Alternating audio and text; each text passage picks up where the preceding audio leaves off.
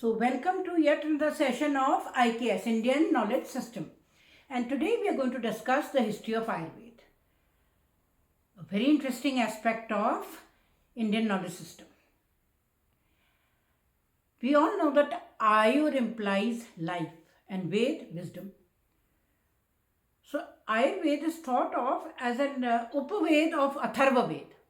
Atharva Ved, which tells us about healing by mantras, by spiritual healing, and a number of medicinal plants which have healing or curative properties. At the same time, Rig Veda deals with not only medicinal plants, their curative properties, but also the role of physicians, and at the same time, it also talks about Panchabhut. Panchabhut are the five elements. What are those five elements? The five elements being Akash, Vayu, Agni, Jal or Prithvi. These five elements constituting the universe, and we there, the individuals or the humans. So it is said that when there is harmony, जब इन दोनों के बीच में एक तारतम्य होता है, यानी कि यूनिवर्स और जो ह्यूमंस हैं, जो लिविंग बीइंग हैं, that is the very basis of Ayurveda. तो किसी किस्म का दोष नहीं रहता है, फिर एक बैलेंस रहता है और बीमारियां जो हैं वो नहीं उत्पन्न होती हैं. That is we get a healthy body, mind and soul. So Ayurveda basically deals with the spiritual healing as well as the medicinal aspect. कहने का मतलब है it is based on लोक पुरुष साम्य सिद्धांत. मतलब बैलेंस कहाँ होना चाहिए, हार्मनी या साम्य कहाँ होना चाहिए between the universe, that is लोक, पुरुष, that is the individual. इनके बीच में जब हार्मनी होगी तो बीमारियां भी जो हैं वो जड़ से ख़त्म हो जाएंगी और ज़िंदगी जो है फिर होगी खुशहाल. तो ये जो आयुर्वेद का कॉन्सेप्ट है 5000 साल पहले लोक पुरुष साम्य सिद्धांत पे बेस्ड जो है वो आया. तो कहाँ होनी चाहिए harmony? Between the five elements which constitute the universe and we as individuals, हम इंसान के बीच में. एंड दिस डिवाइन विजडम, इसको डिवाइन विजडम बोलते हैं क्योंकि वेदों से इसकी जो है, वेदों के थ्रू इसकी ये नॉलेज जो है वो कन्वे हुई, पहले by word of mouth and then in written form. किन्होंने? हमारे ऋषि मुनियों ने ये नॉलेज कन्वे करी. कहते हैं कि बेसिकली जो इसका ट्रांसमिशन हुआ या आयुर्वेद का जो डिसेंट हुआ या अवतरण हुआ, आयुर्वेद अवतरण, चलिए उसके ट्रांसमिशन की बात करते हैं. वो कैसे हुआ? Lord Brahma, the creator of the universe, he gave this divine knowledge to his son Daksha Prajapati. Daksha Prajapati ने फिर ये जो डिवाइन उस समय के फिजिशियंस होते थे, अश्विनी कुमार, उनको ये नॉलेज पास ऑन करी और उन्होंने इंद्रदेव को ये नॉलेज दी. इंद्रदेव से फिर ये नॉलेज जो है ये आई, मतलब ये ग्रहण करी लॉर्ड धन्वंतरी ने. लॉर्ड धन्वंतरी ने एक तरफ, और वहीं पे उन्होंने लॉर्ड धन्वंतरी को तो शल्य चिकित्सा की नॉलेज दी. और भरद्वाज जो मुनि हैं उनको नॉलेज दी मेडिसिनल हर्ब्स की. And Lord Dhanvantari passed the knowledge to Sushruta, जिन्होंने सुश्रुत संहिता की रचना करी 600 BCE में, यानी कि कॉमन एरा के 600 साल पहले, before the common era, 600 years before the 6th century BC.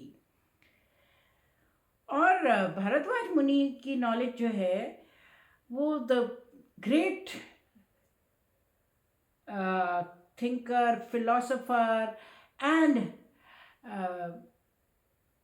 having a lot of knowledge, held with great respect, ऋषि आत्रेय, उनको ये नॉलेज पास ऑन करी भारद्वाज मुनि ने। किसके लिए पर्टेन करती थी? शल्य चिकित्सा की नहीं थी, वो तो धन्वंतरी जी ने पास ऑन करी सुश्रुत को, जिन्होंने लिखी सुश्रुत संहिता। ये नॉलेज जो है भारद्वाज मुनि ने ये पास करी उन्होंने आत्रेय जी को। आत्रेय मुनि ने ये पास करी अपने डिसाइपल या अपने शिष्य अग्निवेश को। अग्निवेश ने ये कंपाइल करी वेदों से और अपने गुरु से जो उन्होंने प्रवचन सुने, जो उनको जानकारी मिली, इसको एक सिस्टमैटिक फॉर्म में लिखना शुरू करा। और फिर इसकी जो रिफाइनिंग करी वो करी चरक ने, और बनी हमारी the widely known Charaka Samhita in the 2nd and 3rd century BCE, before common era. और चरक के ही जो शिष्य वाग्भट हैं, उन्होंने फिर इन दोनों का समावेश किया, यानी कि शल्य चिकित्सा वाला पार्ट जो धन्वंतरी जी का था, जिससे कि सुश्रुत संहिता लिखी गई, और आत्रेय जी वाला मेडिसिनल ट्रीटमेंट्स, कॉन्कॉक्शंस, वो विधाएं, मेडिसिनल हर्ब्स के ज्ञान, क्या मेडिसिनल हर्ब्स क्यूरेटिव प्रॉपर्टी होती है, प्रिवेंटिव प्रॉपर्टीज उनकी होती है, इसका ज्ञान जो है, इन दोनों का समावेश करते हुए चरक के जो शिष्य थे वाग्भट, उन्होंने फिर लिखी अष्टांग संग्रह। ये संग्रह था, कई डिसिप्लिन थे, 8 डिसिप्लिन, जैसा कि नाम है अष्टांग संग्रह का। इसी का एक दूसरा पार्ट भी है, वो है अष्टांग हृदयम, वो इसका पोएटिक वर्जन है। अष्टांग संग्रह जो है उसमें दोनों एस्पेक्ट आए, कौन से? Surgical as well as the medicinal. मतलब अब 2 स्कूल्स बन गए। देखिए कैसे, एक स्कूल जो है आयुर्वेद का वो कहलाता है हमारा धन्वंतरी स्कूल, जिसमें कि शल्य चिकित्सा का वर्णन है, उसके विषय में पढ़ाया जाता है, उसके विषय में नॉलेज दी जाती है। दूसरा है आत्रेय स्कूल ऑफ आयुर्वेद, जिसमें कि उसके मेडिसिनल हर्ब्स, उनके कॉन्कॉक्शंस, और यहीं पे कई एक मेटल्स, कई एक धातुओं का जो यूज़ होता है, और इनके विषय में बताया गया। तो वाग्भट ने तो ये दोनों का समावेश करा, अष्टांग संग्रह लिखा। अष्टांग संग्रह में 8 डिसिप्लिन हैं, नाम ही इसीलिए है अष्टांग संग्रह। कौन से हैं वो डिसिप्लिन? वो है एक तो काया, काया का मतलब कि जिसमें जनरल मेडिसिन के बारे में जानकारी है, इस डिसिप्लिन में दी जाती है। फिर है बाल, बाल मतलब बाल्य, dealing with paediatrics and post and pre natal care, जिसमें की है बच्चों के विषय में, उनकी बीमारियों के, उनके क्या हर्ब्स, क्या मेडिसिन्स, अगर उनको बीमारियां हो जाएं तो कैसे वो क्योर करते हैं, उन सारे से डील करते हैं। As well as obstetrics, that is pre and post natal care, बच्चा होने से पहले और बच्चा होने के बाद किस तरह केयर किया जाता है किसी भी माँ का, और उनके लिए क्या चीज़ें, क्या मेडिसिन दी जाती है। इनफैक्ट कई एक अभी तक प्रचलन में हैं, तो जिससे कि उनको एनर्जी आए और तकलीफ उनकी कम हो, और एक स्वस्थ बालक का या बालिका का या शिशु का कहना चाहिए जन्म हो। फिर तीसरा जो है इसमें, मतलब काया, बाल, और फिर है ग्रह। ग्रह मतलब ऐसी बीमारियां जिनकी साइकेट्री, एक तो मानसिक रोग, और कई एक बीमारियां ऐसी होती हैं कि जिनका अननोन ओरिजिन होता है, जिनके विषय में अंदाज़ा नहीं आता है ये कैसे उपजी, तो उनको कैसे ट्रीट करें और कैसे प्रिवेंट करें। Ayurvedic system is both preventive as well as curative, the methods. फिर ग्रह के बाद जो चौथा इसमें डिसिप्लिन है वो है ऊर्ध्वांग। ऊर्ध्वांग मतलब कॉलर बोन से ऊपर की जो, मतलब हमारे गले की, नाक की, कान की, आँख की, इनकी बीमारियां जो हैं उसमें इनका वर्णन है, और कैसे उनको क्योर किया जाए, प्रिवेंट किया जाए, उसके बारे में पूरा मिलता है जिक्र, and the way that they can be treated, ENT and ophthalmology. Then comes Shalya. Shalya, that is surgery.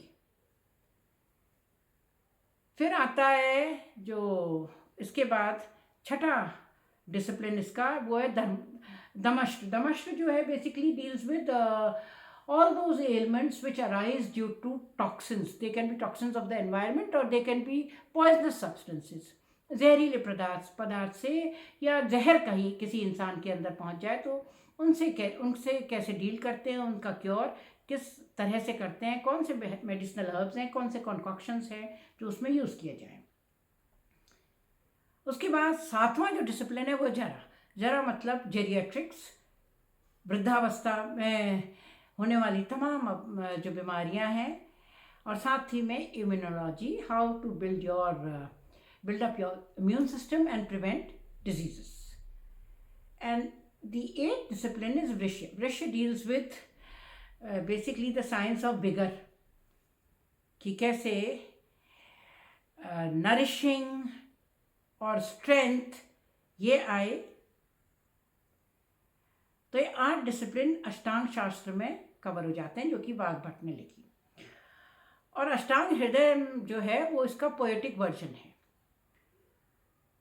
तो देखिए ये तमाम चीज़ें जो विकसित हो रही थीं वो जो पीरियड था 800 BCE से लेकर 1000 CE, that is 800 years before the common era and 1000 to 1000 the common era, that is the era we are living in today. ये पूरा दौर जो था ये कहा गया इसको the golden age of Ayurveda और the Indian system of medicine.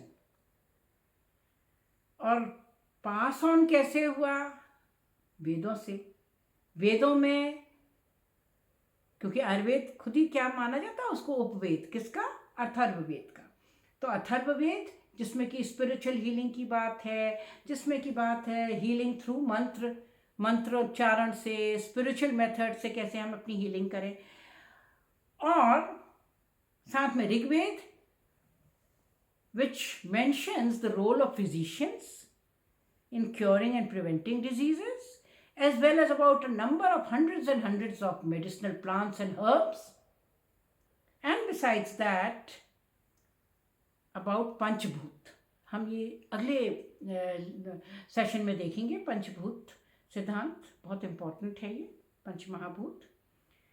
तो ये नॉलेज लॉर्ड ब्रह्मा से ने ये डिवाइन नॉलेज पास करी जो कि लोक पुरुष साम सिद्धांत पे बेस्ड है, harmony between the universe and the individual. And from Lord Brahma it was passed on to his son, that is Daksha Prajapati. फिर दक्ष प्रजापति ने वो डिवाइन जो उस समय के फिजिशियंस थे अश्विनी कुमार, उनको दी। उन्होंने लॉर्ड इंद्र को दी, और इंद्रदेव ने फिर वो धन्वंतरी और आत्रेय जी को दी। लॉर्ड धन्वंतरी और भारद्वाज मुनि जी को दी। लॉर्ड धन्वंतरी ने वो सुश्रुत को दी, जिसकी जबकि रचना हुई सुश्रुत संहिता की, यानी कि 6th century BCE में, before this common era. And Bharadwaj मुनि जी ने पास करी वो आत्रेय मुनि को, आत्रेय ऋषि को। आत्रेय ऋषि ने अपने डिसाइपल अग्निवेश को, जिन्होंने संग्रहित करनी शुरू करी है, और इसकी रिफाइनिंग फिर चरक ने करी इन द फॉर्म ऑफ चरक संहिता। ऋषि चरक ने इन द फॉर्म ऑफ चरक संहिता। तो 2 स्कूल हो गए ना, देखिए, एक शल्य चिकित्सा वाला और एक मेडिसिन वाला। एक को कहते हैं शल्य चिकित्सा वाले को कहते हैं धन्वंतरी स्कूल और दूसरा ऑफ आयुर्वेद, और दूसरे को कहते हैं आत्रेय स्कूल ऑफ आयुर्वेद। और इन दोनों का समावेश करा फिर अष्टांग संग्रह में चरक के जो शिष्य थे, चरक ऋषि के वाग्भट ने। तो सुश्रुत, चरक और वाग्भट, ये तीनों, the trinity combined, they are known as the trinity of Ayurvedic knowledge, जिनके थ्रू फिर पूरे विश्व में आयुर्वेद की ख्याति फैली और इसको एक प्रॉपर साइंटिफिक ट्रीटमेंट के फॉर्म में ये यूज़ होने लगा। So that is all for today. Thank you.